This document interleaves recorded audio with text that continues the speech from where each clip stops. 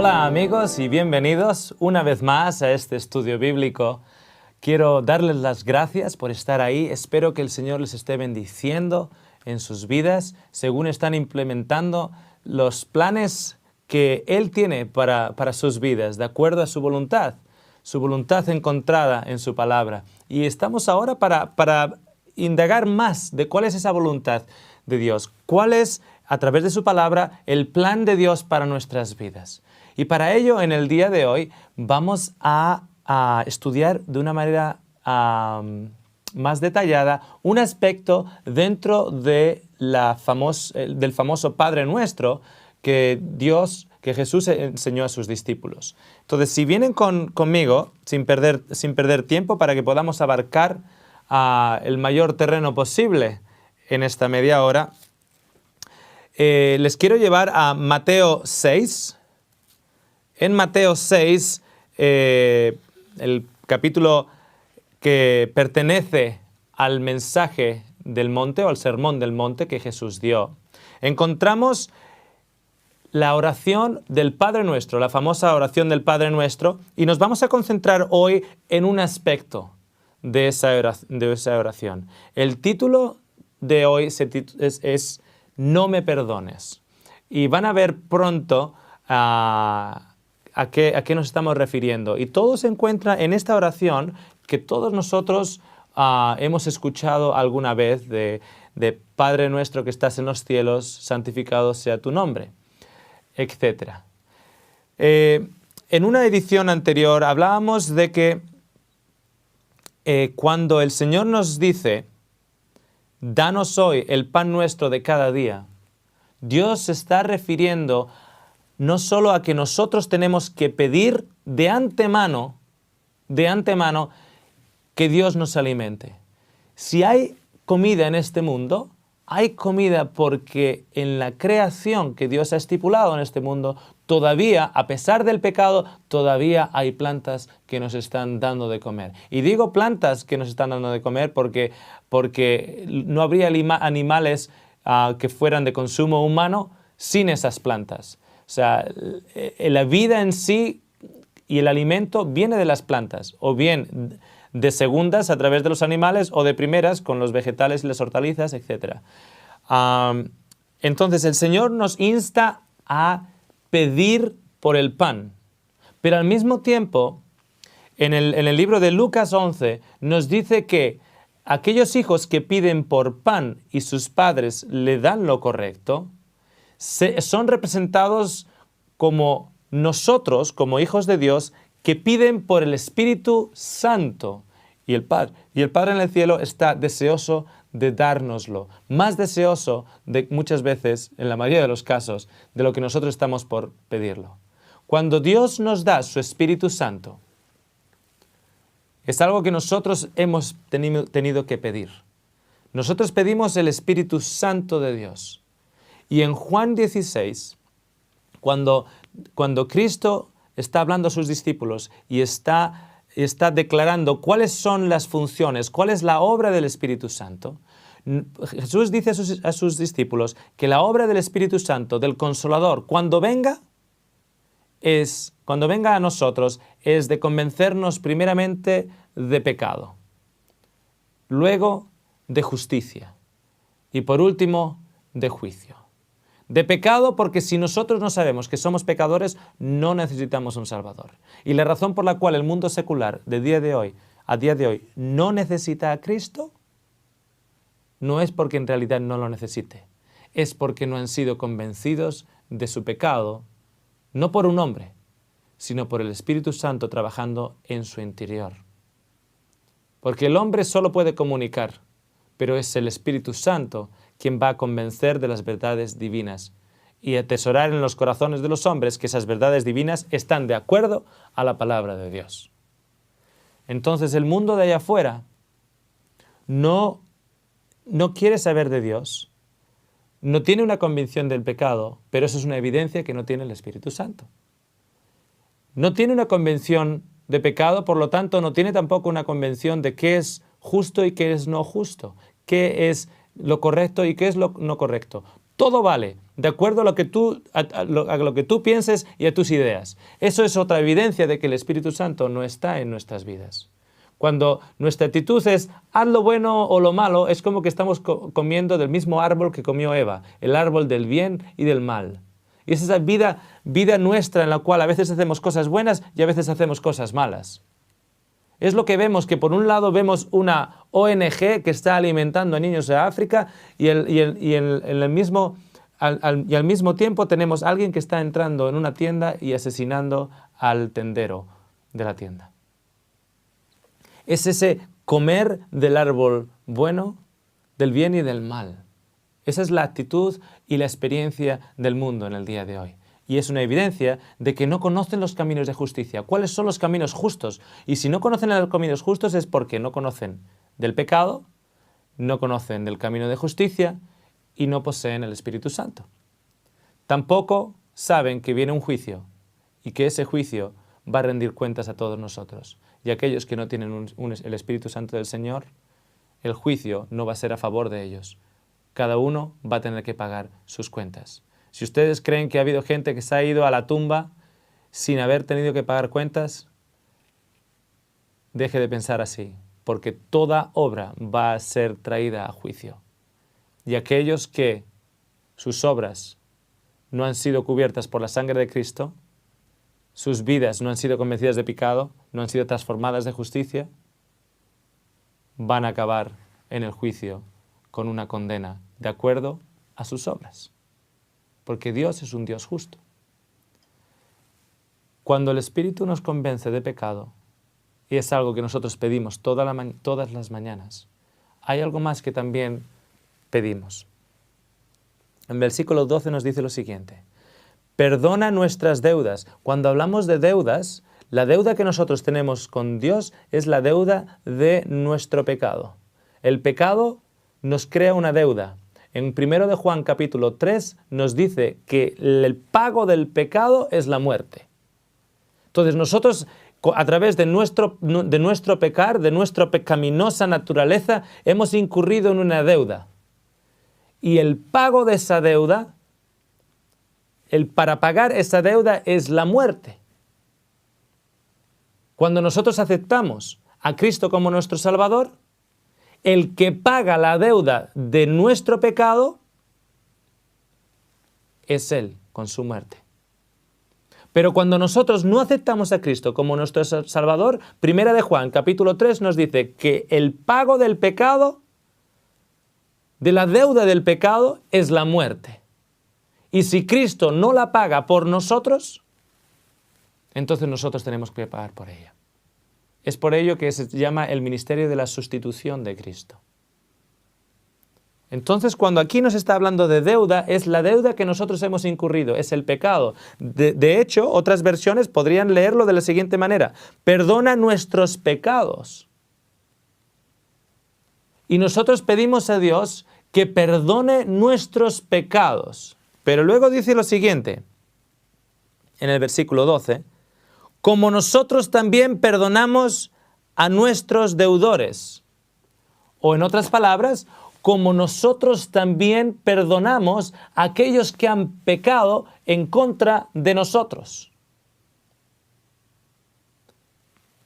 Esta oración es repetida, la gente la conoce, y es algo que tenemos que entender como una oración diaria. ¿Por qué diaria? Bien simple. Porque si nosotros tenemos que pedir el pan de cada día diario y ese versículo es parte de la oración, cuando nosotros tenemos que pedir el pan diario y el Espíritu Santo de una manera diaria, tenemos que al mismo tiempo decir al Señor que nosotros hemos perdonado, que no tenemos nada en contra de nadie y que hemos aceptado el perdón que Él tiene, que Él nos ofrece a nosotros, y que Dios no tiene nada en contra nuestra. Que el pago del pecado ha sido pagado, pero ha sido pagado por Cristo, por su muerte, no por la nuestra. Por eso nosotros tenemos vida eterna, porque Él ha pagado el gasto, Él ha pagado la deuda. Perdónanos nuestros pecados, así como nosotros perdonamos a aquellos que pecaron en contra de nosotros. Cuando analizamos esa palabra, así como nosotros, podríamos también traducirla de esta manera. Perdónanos nuestros pecados de la misma forma, igualmente, de la misma manera que nosotros hemos perdonado al resto de personas que han hecho algo en contra nuestra. ¿Qué quiere decir? Que cuando nosotros estamos haciendo esta oración, estamos entrando con Dios en un pacto. Y el pacto es el siguiente. Señor, si yo no perdono a aquellos que han pecado en contra mía, no me perdones.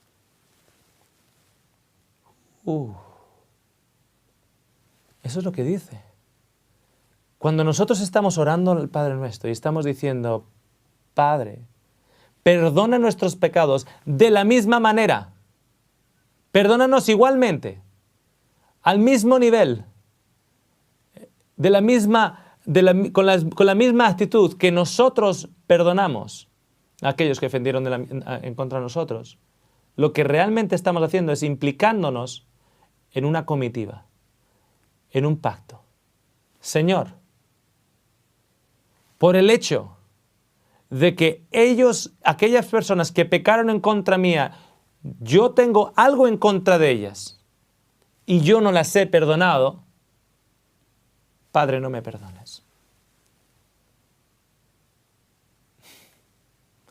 Es algo serio. Porque sin el perdón de nuestra deuda, entonces nosotros tenemos que pagarla con nuestras vidas. El no perdonar nosotros a aquellos que pecaron en contra de nosotros, nos puede costar la vida eterna. Porque nuestra deuda todavía está pendiente. El pecado es algo que nosotros hacemos, es algo que nosotros sentimos, es algo que nosotros tenemos, es algo que puede nacer como consecuencia de un pecado que ha sido perpetrado en contra mía. Y si ese pecado que ha sido perpetrado en contra mía genera en mí rencor, el espíritu de venganza o el espíritu de falta de perdón, yo a esa persona no la voy a perdonar, no puedo perdonarla, o de apatía, etc., lo que estamos diciendo a Cristo es lo siguiente: no quiero que me perdones. Yo no quiero que me perdones. Prefiero no perdonarle a Él a que tú me perdones. Prefiero arriesgarme la vida eterna y mantener rencor en contra de esa persona a que tú me perdones. Esto es serio. Esto es una epidemia en el mundo de hoy. Esto es una tragedia en el mundo de hoy. El mundo prefiere guardar el rencor, prefiere no perdonar a ser perdonado. Y la gran razón por la cual nosotros no podemos perdonar a esa persona es porque nosotros no hemos pedido el versículo anterior. El versículo anterior que nos dice, danos el pan, danos el Espíritu Santo, que nos va a mostrar mi pecado. ¿Qué pecado me va a mostrar el Señor cuando yo tengo algo en contra de alguien? ¿Qué pecado me va a mostrar esa mañana cuando yo me arrodillo al lado de mi cama y digo, Señor, dame tu Espíritu, muestra mi pecado? Óscar, tú tienes algo en contra de tu padre. Tienes que perdonarle. Porque si no, eso que tú tienes es pecado. El Espíritu Santo nos convence de pecado. Y luego nos convence de justicia. Óscar, tú tienes que llamar a tu padre y decirle que no hay ningún tipo de rencor en ti hacia él. Y en tu corazón y en tu lista de oración poner a tu padre y orar por él cada día. Y Óscar, si tú haces eso, ¿qué nos convence? ¿Cuál es la tercera cosa que el Espíritu Santo nos convence? De juicio. Si tú haces eso, Óscar, si tú caminas por los caminos de justicia, cuando el juicio llegue, tú estarás de mi lado. Yo habré pagado tu deuda. Y cuando el acreedor venga, la muerte, a tratar de cogerte, yo voy a declarar, su deuda ya ha sido pagada por mí. Entonces luego yo voy al siguiente versículo y puedo clamar ese versículo. Y puedo decir, Padre, perdóname, de la misma manera que yo he perdonado a mi padre. Perdóname. Porque la Biblia no dice que tú tienes que honrar a tu padre y a tu madre. O sea, la Biblia dice que tú tienes que honrar a tu padre y a tu madre. No dice que tienes que honrar a tu buen padre y a tu buena madre. Hay muchos de nosotros que no hemos tenido los mejores papás o las mejores mamás. Pero la honra hacia ellos es el camino de justicia, que solo puede ser instigado en nuestras mentes a través del Espíritu Santo. Y el no hacerlo, ese pecado, solo podemos entrar en convencimiento de ello con el Espíritu Santo. ¿Y cómo lo conseguimos? A través de una petición. Porque si nosotros no perdonamos, nuestra misma existencia está en juego. Y nuestra deuda sigue pendiente. Sigue pendiente no porque el Señor no nos la limpiara hasta ese punto, sino porque ahora tenemos un pecado dentro de nosotros como consecuencia de lo que nos han hecho y no lo queremos dar. El Señor no es que no quiera perdonarnos, no puede perdonarnos, porque para perdonarnos, cuando el Señor nos perdona del pecado, limpia de nuestro corazón el pecado. Pero si nosotros queremos que ese pecado habite en nuestro corazón, el Señor dice, yo no puedo perdonarte. Si tú no le perdonas a Él, yo no puedo perdonarte. ¿Cómo? ¿No quieres perdonarme, Señor? Yo quiero perdonarte, dice, pero no puedo. No puedo porque tienes pecado en tu corazón, yo te lo estoy pidiendo y tú no me lo das. ¿Cómo te lo pide? Perdona al hermano, perdona al padre, perdona a aquel que te ofendió, perdona a aquel que te hizo daño. Y si tú no se lo das, el Señor dice, no puedo perdonarte, porque mi perdón implica limpieza de corazón y tu corazón no me lo dejas limpiar. Abres 9 puertas de 10, la 10ª en tu corazón no la quieres abrir. El Señor quiere limpiar tu vida y tú dices, en ese cuarto no entres y me lo limpias. Entonces tú no le das permiso a Dios y el Señor dice, yo no tengo permiso, no puedo limpiar tu corazón. No porque no quiera, sino porque no le dejas. Un matrimonio me llamó para que fuera a su casa. Llevaban casados muchos años, tenían hijos mayores. Y me decían, Óscar, lo que te vamos a contar, solo te lo contamos para que tú lo utilices para la honra y gloria de Dios. Y nada más. Nadie sabe de esto. Confiamos de que tú puedas usar este testimonio y este testimonio ayude a muchas personas. Él, un cristiano, buena persona. Ella, una cristiana, buena persona. Se amaban mutuamente, tenían un maravilloso matrimonio, sus hijos mayores ya haciendo sus vidas. Y yo sentado en ese salón con ambos enfrente y contándome esta historia. Un amigo de la familia llegó a la casa y pasó un tiempo con ellos. Él se fue a trabajar diariamente. Ella se quedaba con el amigo y hablaban y charlaban y se ponían al día del pasado, etc. Y una cosa llevó a la otra. Y sin que nadie lo quisiera en un primer momento. Una cosa llevó a la otra y acabaron en el suelo. Y media hora más tarde se dieron cuenta de lo que habían hecho. Esa esposa con ese amigo habían cometido adulterio. Tanto él para su esposa como ella para su esposo. Y quedaron de acuerdo en que no iban a decir nada a nadie, ni a su esposo ni a su esposa, porque eso le iba a romper el corazón a ellos. Y los dos estaban de acuerdo en pensar que esto nunca tendría que haber ocurrido. Quiero decirles algo en este punto. El enemigo es un buen cocinero. Tú le das los ingredientes y él te cocina un asado. Tú le das una situación y él te la guisa. Era inapropiado que día tras día, ambos se sentaran en el sofá sin ningún otro testigo. Era totalmente inapropiado. Le dieron los ingredientes al enemigo y el enemigo hizo un guiso de pecado.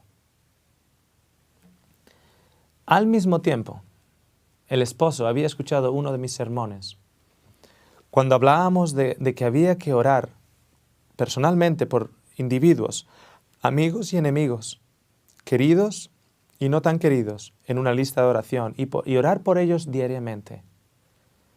Y orar para que el Señor les diera una espiritualidad más grande, para que les protegiera durante el día, para que el Espíritu Santo que nosotros necesitamos y que tenemos que pedir diariamente, también fuera impartido sobre ellos para guiar sus vidas. Y una de las personas que evidentemente él tenía en esa lista era su esposa. Y más abajo en la lista era el amigo. Pasó un tiempo, él estaba en el trabajo y el amigo llegó a la casa y golpeó la puerta. Y el amigo le dijo a la esposa, solo vengo aquí para ratificar que aquello que pasó nunca tendría que haber pasado. Y ella lo dejó entrar. Y se pusieron a hablar en el sofá. Y media hora más tarde, acabaron cayendo en el mismo agujero. Los mismos ingredientes, el mismo cocinero. Él va a aprovechar cualquier oportunidad para meterse en tu vida.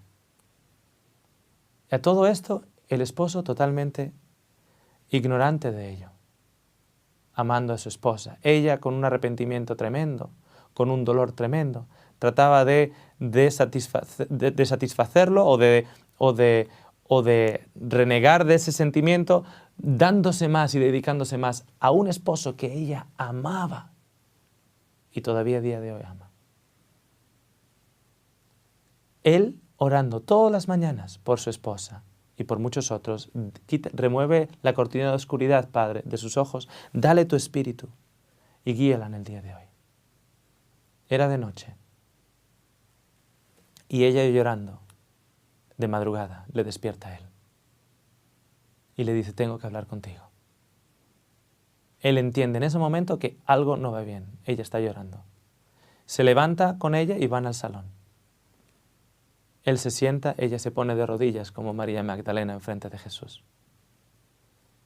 Y le dice que ha sido infiel. Cuando dijo ha sido infiel, automáticamente el Espíritu Santo ya le dijo a él con quién. Pero aún y todo él preguntó, ¿con quién? Con nuestro amigo. Él se puso de rodillas delante de ella y le dijo, te perdono. Pero cuando él me contaba la historia me decía, pero Óscar, yo no perdoné. Yo perdoné por el hecho de que soy cristiano y no hay nada en este mundo que me quiera, que se me ponga en este mundo que me vaya a impedir a mí ese abrazo con Cristo al final del tiempo. Pero yo me fui a la cama y estaba hundido. Mi corazón estaba roto. De hecho, al día siguiente, la pena fue tal que él estuvo a punto de morir de un ataque al corazón, tan solo por la pena y la ansia y la angustia. Y cuando estaba a punto de morir, ella entendía que era la consecuencia de su pecado. Y el Señor lo salvó y no murió. Pasaron unos días, había como un silencio en la casa. Ella estaba totalmente a expensas de él. Él le dijo, si tú quieres irte, no me quiero ir, decía ella. Yo te amo a ti. No entiendo lo que pasó. ¿Y por qué pasó? Yo no le amo a él para nada. No le des ingredientes al enemigo. Él es muy buen cocinero. Toma medidas. Toma medidas, amigo. Toma medidas, amiga. Es mejor ser precavido que pasar por esto. De mañana Él está orando. Y el Señor le indica que mire a Cristo. Y en su imaginación ve a Cristo en el monte Getsemaní, cuando los 3 apóstoles favoritos estaban durmiendo mientras Él estaba sufriendo. Cuando Judas, aquel a que Él tanto amó, le da un beso y le traiciona. Y sigue a Cristo hasta la casa de Caifás. Y en la casa de Caifás, donde está el juicio, sigue a Pedro. Sigue a Pedro. Y en lugar de estar mirando a Cristo, mira a Pedro. Pedro que estaba dispuesto a morir por Cristo. Pedro que estaba dispuesto a matar por Cristo. En ese momento, las circunstancias, los ingredientes se dieron para que Pedro negara a Cristo. Y vio la cara de Cristo girarse a Pedro con pena. Cristo estaba traicionado. Y este esposo comienza a llorar y se da cuenta que Cristo también ha sido traicionado. Señor, tú también has sido traicionado. Has sido traicionado por alguien en el que tú confiabas. Alguien que había declarado su amor por ti. De la misma manera que yo he sido. Señor, ¿qué tengo que hacer? Mira a Cristo, porque Él es tu ejemplo. Eso es lo que significa mirar a Cristo, es mirar y contemplar la vida de Cristo. Mira a Cristo. ¿Qué te indica Él? ¿Cuál es el camino de justicia? Sigue a Cristo hasta la cruz. Lo ve en esa cruz cuando Cristo dice, perdónalos, Padre, porque no saben lo que hicieron. Y este esposo llora y llora y llora. Y sigue a Cristo cuando le ponen en la tumba. Y sigue a Cristo cuando Cristo se levanta y dice, y se levanta y ve a los ángeles decir a las mujeres, ir y decir a los discípulos y a Pedro, que el Maestro está en Galilea. Cuando vio que llamó a Pedro, Él se acordó de su esposa y siguió a los apóstoles hasta Galilea en su imaginación y pescando y luego llegando a la orilla y viendo a Cristo. Y el primero que bajó del bote fue aquel que le quería, Pedro, el que le había negado 3 veces. Y vio a Cristo como le pregunta, Pedro, ¿tú me amas? Pedro, ¿tú me amas? Pedro, ¿tú me amas? Y vio a Pedro llorar 3 veces, diciendo, yo te amo, yo te amo, tú sabes todo, tú sabes que te amo. Y Jesús lo restituye, le restituye a su posición y lo unge de pastor de su iglesia y le dice, alimenta mis corderos, alimenta mis ovejas. Él se levanta, su esposa está en la cocina haciendo el desayuno y está llorando ella, porque ha leído en el libro de Isaías esa mañana que el Señor le decía que cuando ella se desnudó en frente de otros hombres, Dios tuvo que apartar la vista. Y lloraba, porque se dio cuenta que no solo ha sido adúltera a su esposo, sino a Dios, a su Salvador. Y luego gira la página en el libro de Isaías y Dios le dice, pero yo te voy a vestir y te voy a vestir de virgen y te voy a presentar a mí. Y su esposo llega y le pregunta, ¿tú me amas? Yo te amo, amor. Tú me amas. Tú me amas. Alimenta mis corderos. Sé la madre de mis hijos. Alimenta mis ovejas. Sé mi compañera al lado mío. Tú estás restituida y tú eres mi esposa. Padre, perdóname mis pecados de la misma manera que yo perdono a otros que pecaron en contra mía. Nos vemos el próximo programa.